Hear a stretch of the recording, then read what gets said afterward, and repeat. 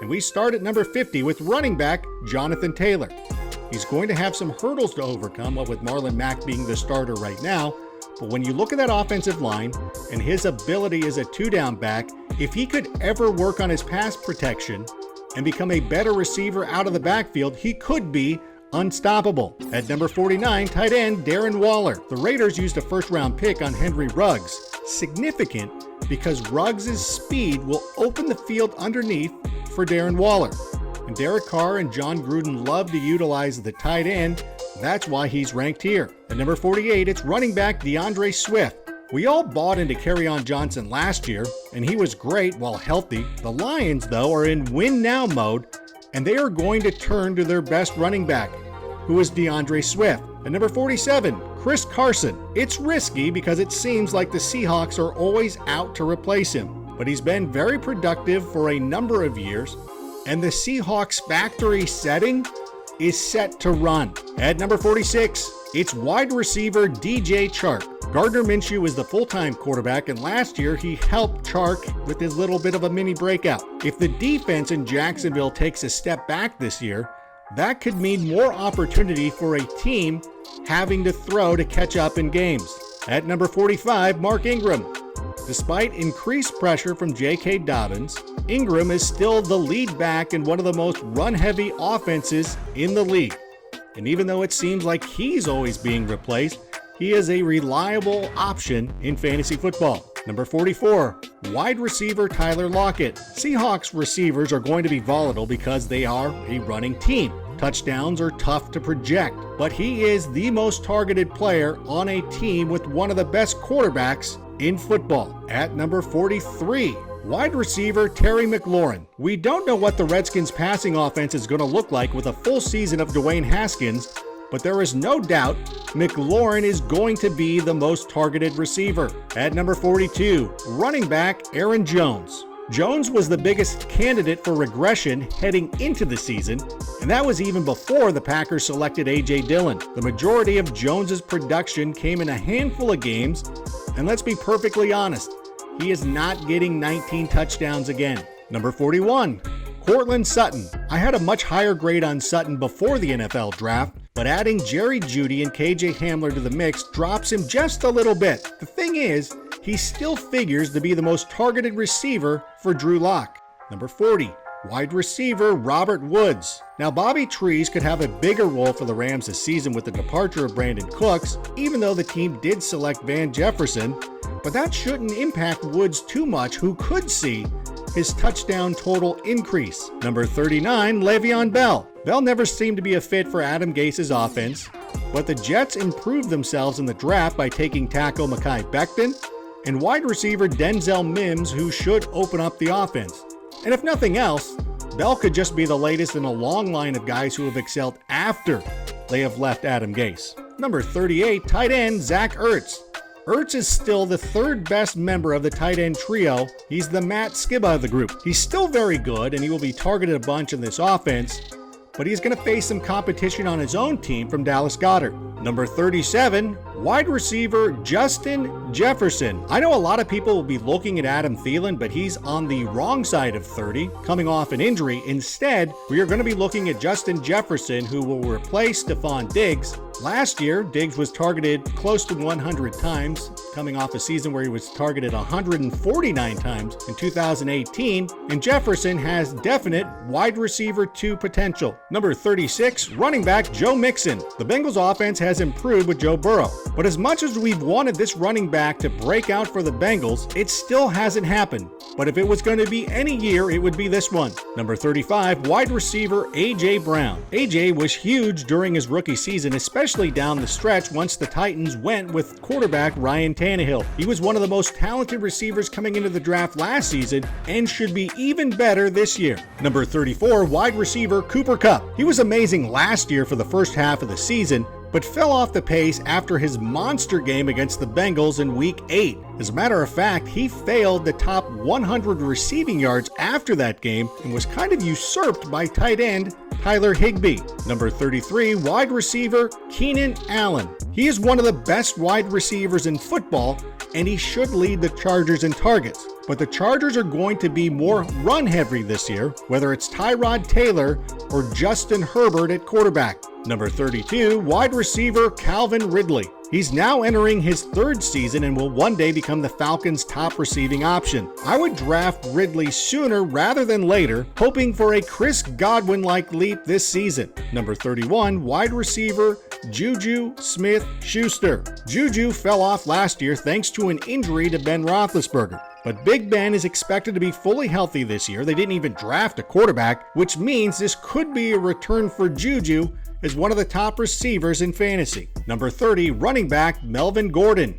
Yes, I completely understand that he is going to split time with Philip Lindsay, but he's been in crowded backfields before and played well, including at the end of last season when he was crushing it. Number 29, running back Todd Gurley. Gurley was one of the biggest winners in the NFL draft as the Falcons did not select a running back. That means a huge opportunity for him, but it does carry a risk with his injury history. Number 28, running back Cam Akers. I was hoping that Akers was going to fall to the right spot, and this was it. The Los Angeles Rams are a perfect spot with their zone blocking scheme, and Cam should have no problem moving past Mac Brown or last year's third-round pick Darrell Henderson for the top spot on the depth chart. Number 27, running back Nick Chubb. Chubb would be in the conversation for top running back in fantasy football if he was given his own show. With all the changes the Browns made on offense, they're going to be much better, but the presence of Kareem Hunt is going to limit his opportunities. Number 26, wide receiver Amari Cooper. The Cowboys added CeeDee Lamb in the draft, but to me, that hurts Michael Gallup more than it's going to hurt Cooper, who I still expect to be the most targeted receiver for the Dallas Cowboys. And this season, with Mike McCarthy, they could throw the ball even more. Number 25, wide receiver Mike Evans. Evans was a borderline first-round draft pick last season, but now he's going to have to not only fight off Chris Godwin, who had a huge breakout, but also new tight end Rob Gronkowski this season, and we can't expect Tom Brady to throw for 5,000 yards. It's going to hurt somebody, most likely Mike Evans. Number 24, running back Leonard Fournette. Despite all the trade rumors, Fournette is still the lead running back for the Jags. And don't overlook the fact that he became a huge factor in the receiving game last season. That is an extra caveat that could help him make one of the best values in fantasy. Number 23, wide receiver Kenny Golladay. He had a breakout last season with 11 touchdowns, but that number could fall if TJ Hawkinson starts to get more looks in the red zone. But he's still productive even though he has a limited number of targets. Number 22, wide receiver Odell Beckham Jr. Now, he's been the speculation of a lot of trade rumors, and people don't know if he's going to be a member of the Browns heading into the season. I believe that he will be, and he is going to be the biggest benefactor of the Browns' revamped offense. Number 21, wide receiver Allen Robinson. Despite what some people have said this offseason, Robinson is a true number one wide receiver. And if Nick Foles is the starting quarterback for the Bears, as we all expect, this will be the best quarterback he has ever played with. And he was crushing it with those other guys. Number 20, running back Miles Sanders. Sanders played 52% of the snaps last year with Jordan Howard, and with the Eagles not drafting a running back and letting Howard go to the Miami Dolphins, this could mean a huge opportunity for Sanders in this great Eagles offense. The only competition he has is Boston Scott, which means he has no competition. No disrespect, Boston, but this is Miles Sanders' show now. Number 19, running back Derrick Henry. He carried a lot of fantasy enthusiasts and the Titans to the playoffs last year, and I know you're going to try to romanticize what happened in 2019, but my biggest concern is all the usage over the last 2 years is finally going to catch up to him. One of the biggest keys you can do is not to draft last year's best team, but look forward to the future. So do not take Derrick Henry too early. That's why I have him in this spot, especially with some questions on the offensive line. Jack Conklin's no longer with his team, so I caution you about Derrick Henry. Do not take him in the top 10. 19 seems about right. Number 18, running back Clyde Edwards-HELAIRE. Oh yeah, I'm buying into this rookie. You know, a member of the Chiefs organization told Andy Reid, watch the film on Clyde. He will remind you of Brian Westbrook. Andy Reid watched that tape and said, no, he's better than Brian Westbrook. And that might seem like blasphemy to Eagles fans, but I'm going to take note of that, and I'm diving all in on this rookie running back. Number 17, wide receiver DJ Moore. He had a mini breakout last year, playing for Kyle Allen. His production should increase with Teddy Bridgewater, whose short passes make him an excellent match with Moore, who does all his dirty work running those underneath routes. The receiver it will hurt is Curtis Samuel. DJ Moore could end up with 100 receptions this season, especially in that Matt Rule, Joe Brady offense. I might not be giving DJ Moore enough respect. Number 16, running back Kenyan Drake. Drake was one of the most productive backs in fantasy last year once he was acquired from the Miami Dolphins. And given a full year to work with Cliff Kingsbury on an offense that now features a threat like DeAndre Hopkins, Drake is going to be a solid RB1 in fantasy this year. Number 15, wide receiver TYREEK Hill. It's amazing to think we're just starting to see his true potential. When he's healthy and he's available, he's a lock for like 20 points a game. He has the kind of ability to be the top receiver in fantasy football, so fire in on it. Number 14, tight end Travis Kelce. Yeah, I know, I didn't mean to go back-to-back Chiefs here, but Kelce is consistently good. And again, he plays with one of the best quarterbacks in the game, if not the best. He's at a premium position, and he never fails to deliver. The only debate is who is the top tight end in fantasy. You will find out in a second that I have a player higher than him, but Kelce is very good, and you should draft him in the second round. Number 13, running back Austin Eckler. Eckler was on his way to having a massive fantasy season last year, but he got caught up in that Melvin Gordon drama just a little bit. I mean, he was still excellent. He was still very good. You remember the play against the Jags. It was amazing. But now, he is the number one running back on what will likely be a run-heavy team, no matter who the quarterback is, especially if it's Tyrod Taylor. So this is a great spot to grab Austin Eckler. Number 12, wide receiver Julio Jones. The Falcons obviously still have a very productive offense. They're going to be very good, and Julio remains one of the best. And even with Calvin Ridley quickly approaching on the scene, I still have enough faith in Julio, who has averaged close to 100 receiving yards in every game during his NFL career. That's the one thing. If he could ever get the touchdowns going, he would be unstoppable. But the mere fact that he's going to give you about 10 points just in yardage alone, and you add 5 receptions, that is a consistent player who should be a lock for your fantasy team.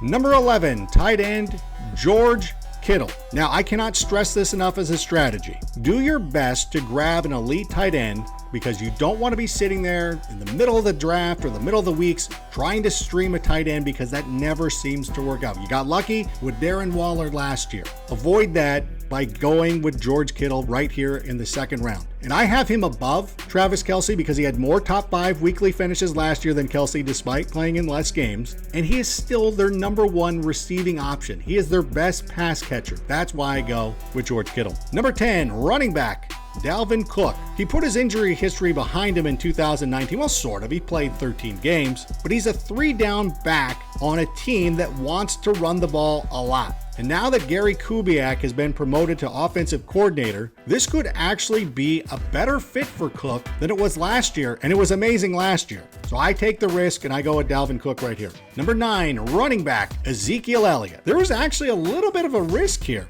Now, obviously, Mike McCarthy comes in. He's an offensive genius. Everybody loves that. But do you realize that when Mike McCarthy was the head coach of the Green Bay Packers, his teams finished in the top 10 in rushing only once during his entire tenure? But here's the thing. Zeke is one of the few lone non-committee backs in the NFL. That's why he still remains a first-round draft pick. Number 8, running back Josh Jacobs. I might have him higher than anybody else in all of fantasy football. He was a standout as a rookie and could be even better in 2020 if he's involved in the passing game. And the good news is DeAndre Washington is now a member of the Chiefs. That is an indicator to me that he is going to be involved more with the aerial attack, and that added wrinkle pushes him into the top 10 for me.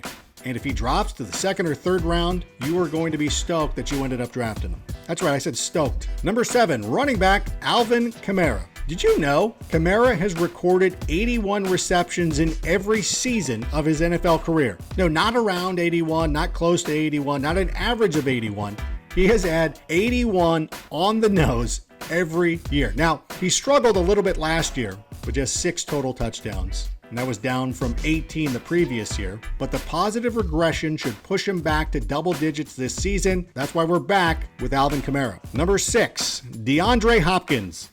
He's changing teams, so there is a risk to having Hopkins as high, especially since he joins a team with Larry Fitzgerald and Christian Kirk. But this looks like a Kyler Murray breakout season here in his second year under Cliff Kingsbury, so I'm good with this here. Plus, you have a motivated receiver who wants to show his former coach that he made a mistake. Sign me up for players like that. Number 5, Davante Adams. Many people expected the Packers to take a receiver in the first round of the NFL draft, considering how deep it was for the wideout position. But instead, the Packers took their quarterback of the future in round 1. And a lot of Packers fans said, oh, don't worry, this is a deep draft. We can find a receiver.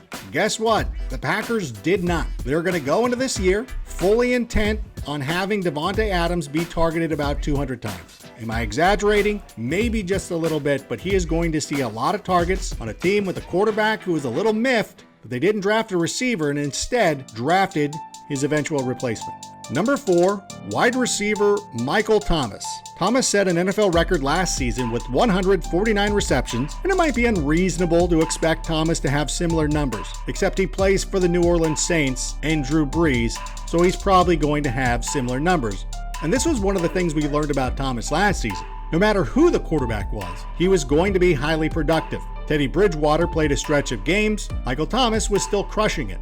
So whether it's Brees, Taysom Hill, Jameis Winston, it doesn't matter. Michael Thomas will be crushing it. Number 3, wide receiver Chris Godwin. Chris Godwin is my top receiver heading into this year. And sure, last year, it's not really that big of a hot take. He was the wide receiver too. He had 86 receptions though, and this is the key to me, because new quarterback Tom Brady is not going to air it out like Jameis Winston did last year. And you might think, well, then he's going to have less production. No. When you look at the type of passes that Tom Brady excels in, quick passes, closer to the line of scrimmage, this is where Chris Godwin is going to have all of his production. And the thing is, 86 receptions last year is going to be a thing of the past. Godwin is going to have at least 100, if not approach a number like 120. So for me, this is a lock. Chris Godwin should be the top receiver taken in fantasy. He would be the top player in fantasy, but there are 2 pretty good running backs ahead of him. And let's go to number 2, running back Saquon Barkley. Now, Barkley was viewed as the top choice heading into 2019, and it's fair to say that he didn't live up to the top billing, but he wasn't the disaster that people want you to believe that he was. With some additions to the offensive line, new offensive coordinator Jason Garrett, I'm ready to roll with Barkley once again. I have no problem drafting Saquon Barkley. There is only one player who I would draft ahead of him, and that's number 1, running back Christian McCaffrey. Now, you don't want to chase the fantasy points on McCaffrey's epic season last year, I get that. But if you went back and looked at McCaffrey's production, and let's say you removed his receiving totals, he is still one of the best fantasy running backs ever. And this year, you put him on a team with a new head coach in Matt Rule, offensive coordinator Joe Brady, quarterback Teddy Bridgewater, there is reason to believe Christian McCaffrey could be even better. So don't be scared. Don't be worried about chasing the points or anything like that. I understand. It's unusual for a player to finish as the RB1 2 consecutive seasons. It's not unheard of, but it's not unusual. It kind of reminds me of LaDainian Tomlinson during his stretch and how awesome he was. We are just now in the middle of the glory years of Christian McCaffrey. I know you might be scared off. You don't want to chase the points, but I'm going to tell you right now, you draft Christian McCaffrey first overall, you are not going to be disappointed.